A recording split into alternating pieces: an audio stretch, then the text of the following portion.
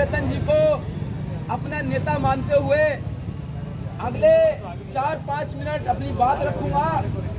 और उससे पहले जितने ये शेर दिल लोग खड़े हुए हैं सबका अपनी तरफ से मैं इस आंदोलन में आने पर स्वागत अभिनंदन करता हूं। मैं जय जय जय जय जय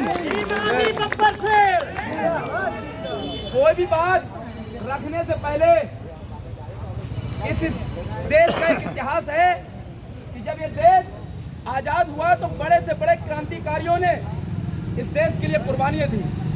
और इतिहास उठा करके देख लिया जाए जो आज हम लोगों के लिए षड्यंत्र रच रहे हैं उनकी कुर्बानियों का परसेंटेज क्या है और हमारी कुर्बानियों का परसेंटेज क्या है।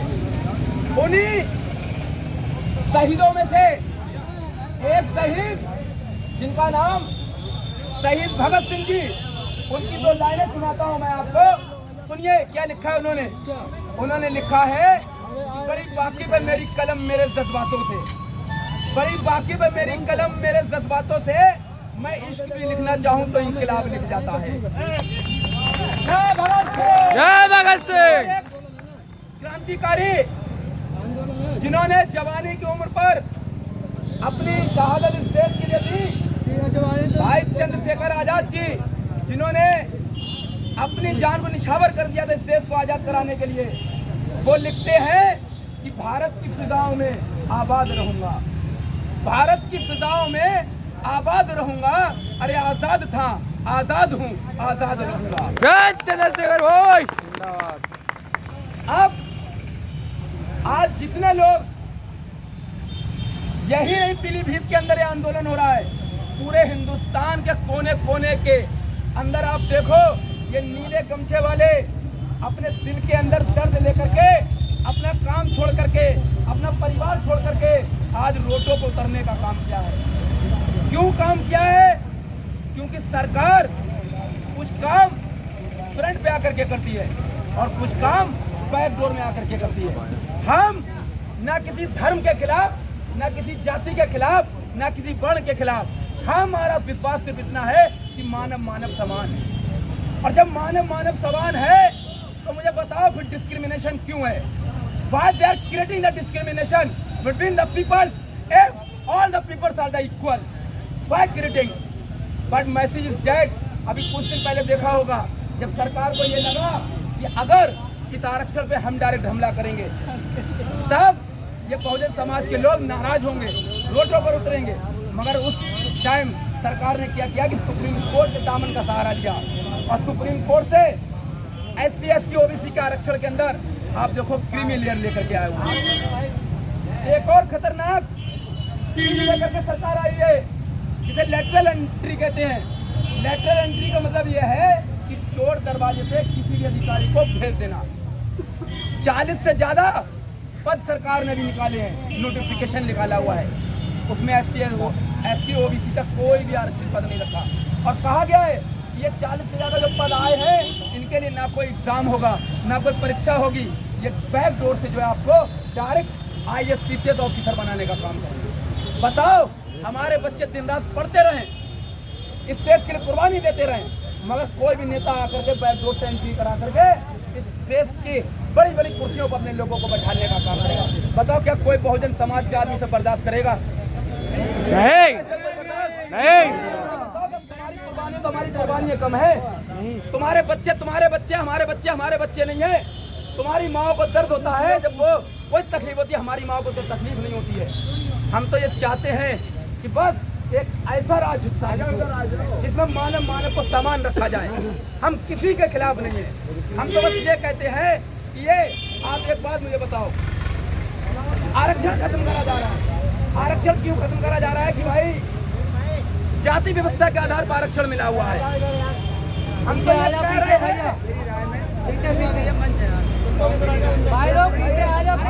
सरकार का कहना यह है कि जिन जातियों को आरक्षण का लाभ मिल चुका है उन्हें बाहर निकाल दिया जाए। मुझे बताओ अगर आरक्षण मिल गया है तो जातिगत जनगणना करवाई जाए और देखा जाए कि किसके कितनी परसेंटेज है और किसके कितने लोग जो हैं वो उच्च पदों पर बैठे हुए हैं। मगर आप कोई भी फिल्टर लगाने का नहीं चाहते हैं, सिर्फ SC ST OBC का आप आरक्षण खत्म करना चाहते हैं। आपने आरक्षण जाति व्यवस्था के आधार पर अगर आप कहते हैं कि है, नहीं होना चाहिए, मगर मुझे बताओ EWS किस आधार पर है? जनरल कैटेगरी को 10% आरक्षण मिल रहा है और परसेंटेज कितनी है उनकी? 15%। आप मुझे बताओ फिर वो आरक्षण किस आधार पर दिया गया? दूसरी चीज, हम तो ये कहेंगे कि इस देश के अंदर आरक्षण अपने आप खत्म हो जाएगा। आप जाति व्यवस्था को खत्म कर दो, बिल्कुल ना कोई ऊंच रहेगा, ना किसी के बीच छुआछूत रहेगी। मगर मुझे बताओ, जब तुम्हें इस बात का दर्द होता है कि किसी दलित का बेटा, किसी SC ST का बेटा, किसी OBC का बेटा जब कोई घोड़ी पे चढ़ता है, कोई इंसान अच्छे अच्छे पदों पर जाता है, तब उस बात का तुम्हें दर्द होता है, देखा नहीं जाता है।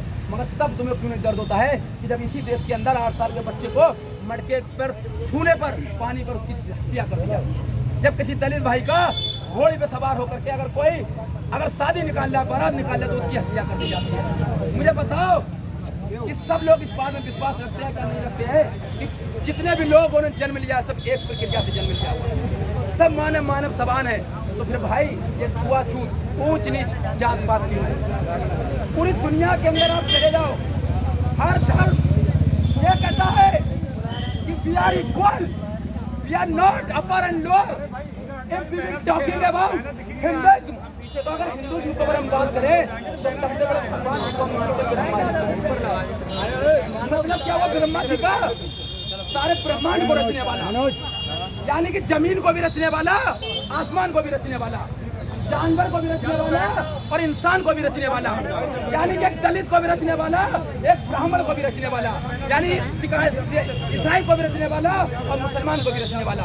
मुझे बता, जब ब्रह्मा जी ने कोई डिस्क्रिमिनेशन नहीं किया तो आप कौन है डिस्क्रिमिनेशन करने वाला?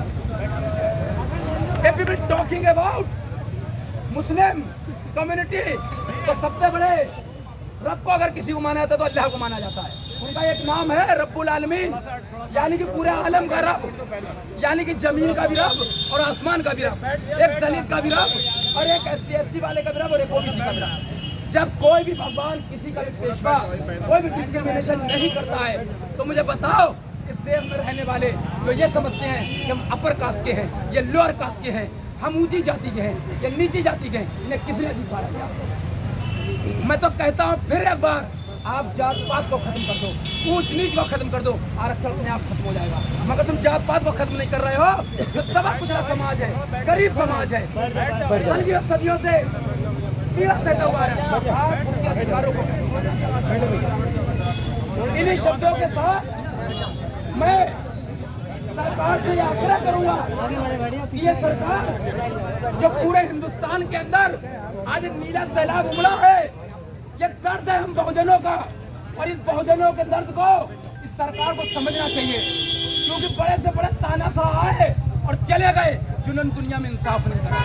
अगर आप भी इंसाफ नहीं करोगे, आप भी इक्वलिटी नहीं करोगे, तो याद रखो आपका भी दुनिया में कोई नाम लेवा नहीं रहेगा। कई शब्दों के साथ, एक नारे के साथ अपनी बात को मैं खत्म करूंगा और आप सबको वो नारा लगाना है।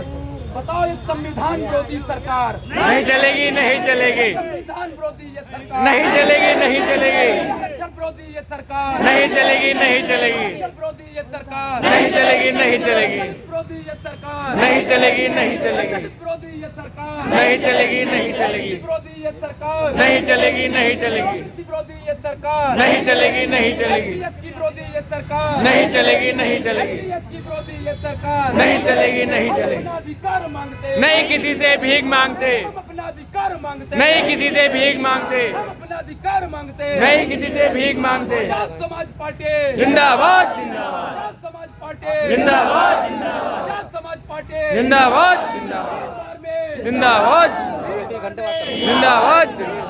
जिंदाबाद, जिंदाबाद। जर्रों में रह के चमक छोड़ जाऊंगा, जर्रों में रह के चमक छोड़ जाऊंगा, अपनी पहचान दूर तक छोड़ जाऊंगा। इस बहुजन समाज के लोगों को खामोशियों की मौत गवारा नहीं, अरे शीशा हूँ, टूट के भी खनक छोड़ जाऊंगा।